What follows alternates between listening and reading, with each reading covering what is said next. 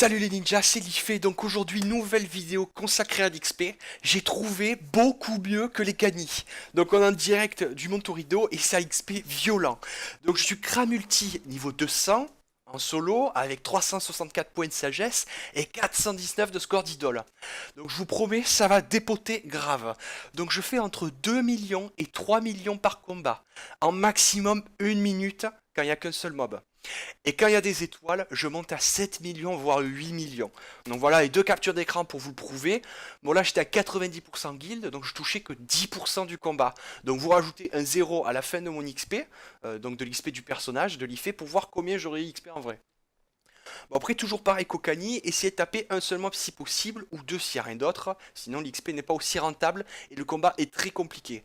Donc pour plus d'informations à propos de l'XP, je vous renvoie sur le Dofus Time consacré à l'XP, je mettrai le lien dans la description. Bon en gros ce que vous devez savoir sur l'XP c'est que plus le niveau du groupe de mobs se rapproche du vôtre, plus l'XP est bonne. Donc il faut aussi que le niveau de chacun des mobs du groupe se rapproche le plus possible de celui des personnages qui composent votre groupe à vous. Donc vous êtes niveau 200, vous tapez un mob de level 200, vous gagnez masse XP.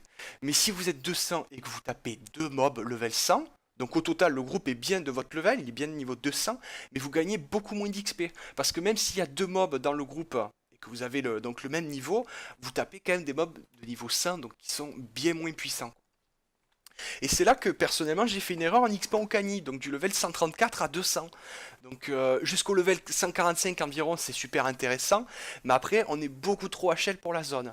Donc je me suis rappelé de ça hier et je me suis mis à chercher une zone level 190-200 que je pourrais gérer avec de gros idoles. Et pour ça il me faut des mobs qui attaquent à très faible portée, et j'ai trouvé cette zone et j'ai XP comme un gros porc. Donc si vous aimez les combats en groupe et que vous êtes level 160, essayez de trouver d'autres personnages dans votre tranche de level et allez XP dans une zone level 160. Donc vous êtes 4 dans le groupe, vous tapez 4 mobs, vous êtes 8, vous en tapez 8. Bon après, c'est pas aussi simple que ça, parce que maintenant il y a les idoles qui rentrent en compte également. Et si vous pouvez tenir une composition de score 517 dans une zone level 110, et que vous n'arrivez pas à gérer cette composition d'idoles dans votre zone level 160, bon ben il sera certainement plus intéressant de farmer la zone 110 avec les idoles que celle de votre level sans les idoles.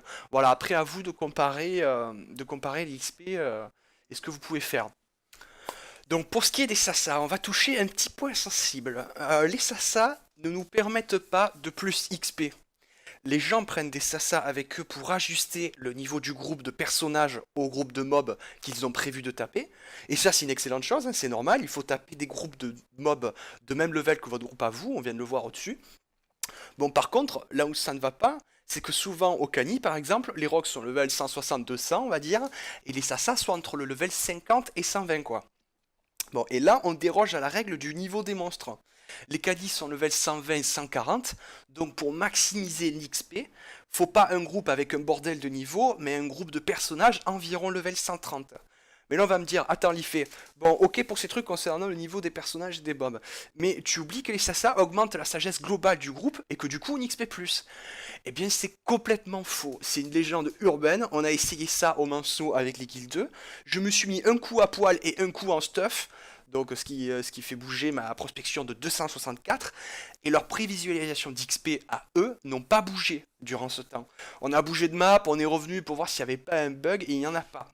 Votre sagesse, à vous, à votre personnage, n'influence que vos points d'XP à vous, mais pas à celui de votre groupe. Voilà, essayez par vous-même. Bon, mais c'est tout pour cette vidéo, j'espère qu'elle vous aura plu. On se dit à la prochaine. Ninja!